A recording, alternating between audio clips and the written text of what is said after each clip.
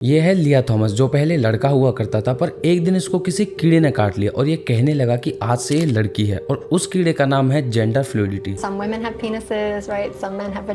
लड़की बनने के बाद इसने नेशनल वुमेन स्विमिंग चैंपियनशिप में पार्टिसिपेट किया और जीत भी गया। जहां लड़कियों की चैंपियनशिप में इसकी 200 यार्ड वाली रेस में 5th पोजीशन थी, वहीं लड़कों वाली में इसकी पोजीशन थी 554th। इस इटालियन लॉन्डे ने वुमेन्स इवेंट में 8 गोल्ड मेडल जीते, क्योंकि अब यह अपने आप को एक लड़की मानता है। इंडिया में केरला की ट्रांस वुमेन जिया के अकॉर्डिंग उसने अपने मेन पार्टनर को प्रेग्नेंट कर दिया और उनको बच्चा भी हुआ है। कुछ दिनों पहले स्टारबक्स इंडिया ने ट्रांस मूवमेंट को सपोर्ट करते हुए एक एड भी निकाला था। बेसिकली ये बताना चाह रहे हैं कि लड़के भी प्रेग्नेंट हो सकते हैं और उनको पीरियड्स भी होते हैं। ऐसे पता नहीं कितने लोग हैं जो अपने जेंडर को चेंज कर रहे हैं, पर असली खेल तो तब शुरू होता है जब ये लोग कहते हैं कि मेल और फीमेल जेंडर थोड़ी है। अगर इनसे पूछो कि 2 जेंडर नहीं होते तो फिर कितने होते हैं, तो कोई स्पेसिफिक आंसर नहीं है इनके पास, क्योंकि इनके अकॉर्डिंग तो जेंडर कितने भी हो सकते हैं, जो जिसका मन करे मान लो। इस पूरी मूवमेंट का नाम है LGBTQ+, और साल में पूरे 1 महीने के लिए ये लोग इस मूवमेंट को सेलिब्रेट भी करते हैं एज प्राइड मंथ। इस मूवमेंट को पूरी दुनिया भर में फैलाने के लिए इन्होंने बच्चों तक को भी जेंडर और सेक्सुअल प्रेफरेंसेस के बारे में पढ़ाना शुरू कर दिया। 0 से 8 साल के बच्चों को ये सेक्सुअल एजुकेशन दे रहे हैं। छोटे बच्चों के सामने ये सेक्सुअलिटी और न्यूडिटी जैसी चीजों को कॉमन कर रहे हैं। ये 30-40 साल का घोड़ा अपने आप को बच्चा आइडेंटिफाई करता है। About their safety because I identify as a 6-year-old. Well, guess what? It doesn't matter. घोड़ी भी हो सकती है, क्योंकि हम किसी का जेंडर अज्यूम नहीं कर सकते या ऑफेंड हो जाते हैं।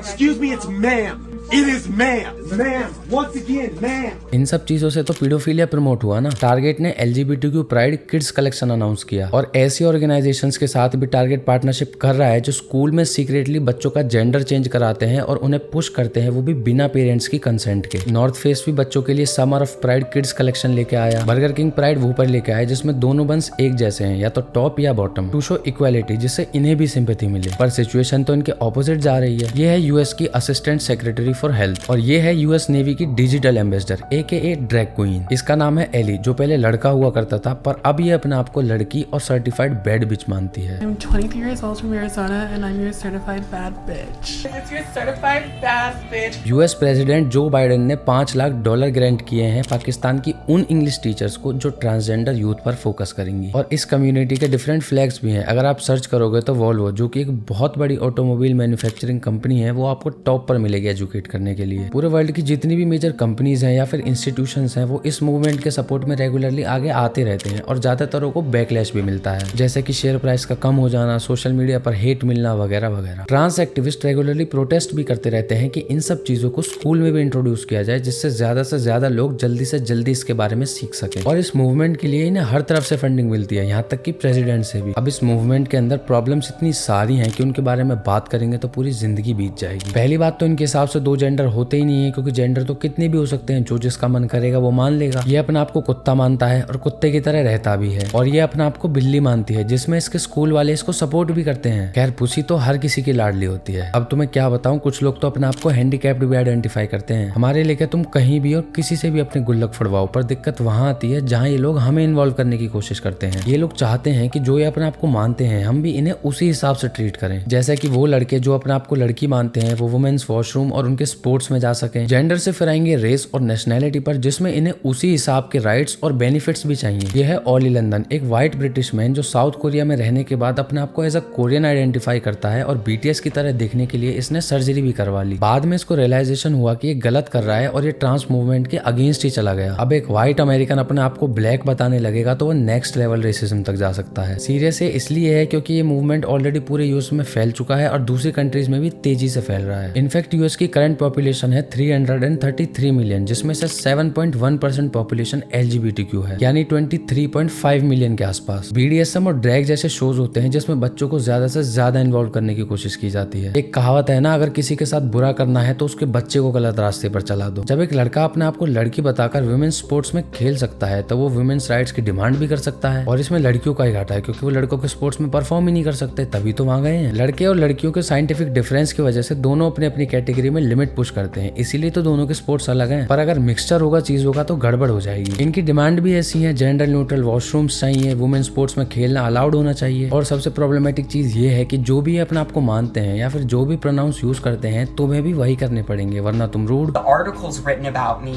using he pronouns and calling me a man over and over again. I feel like that should be illegal.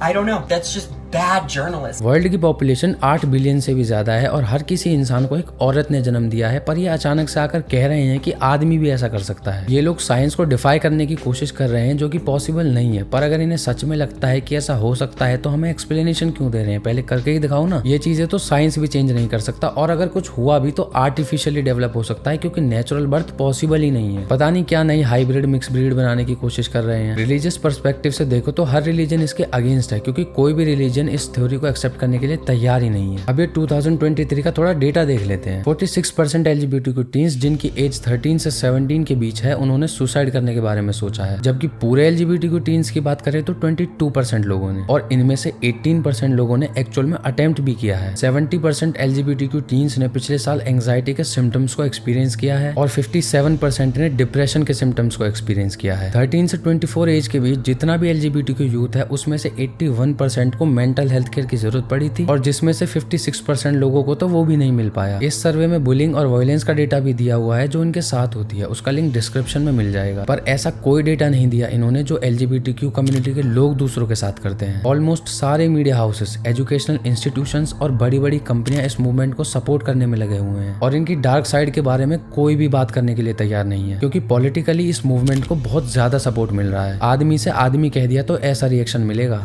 Excuse me, it's ma'am.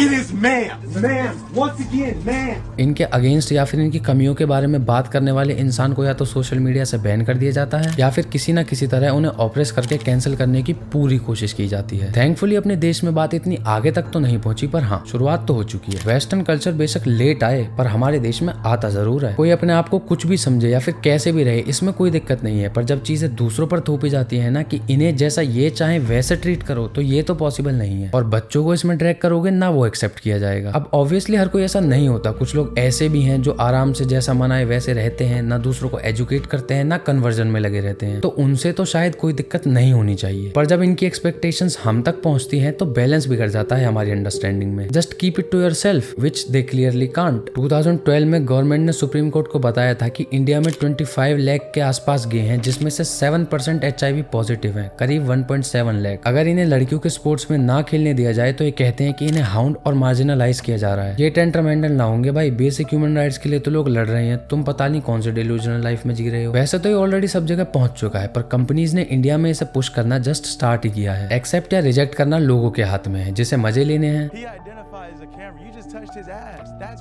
और जिसे मेरी तरह सेफ साइड पर खेलना है। My pronoun was hottest man alive. Hey, hottest man alive. Moral of the story ये है कि सावधान रहें, सतर्क रहें और अपने बच्चों को अपनी निगरानी में रखें।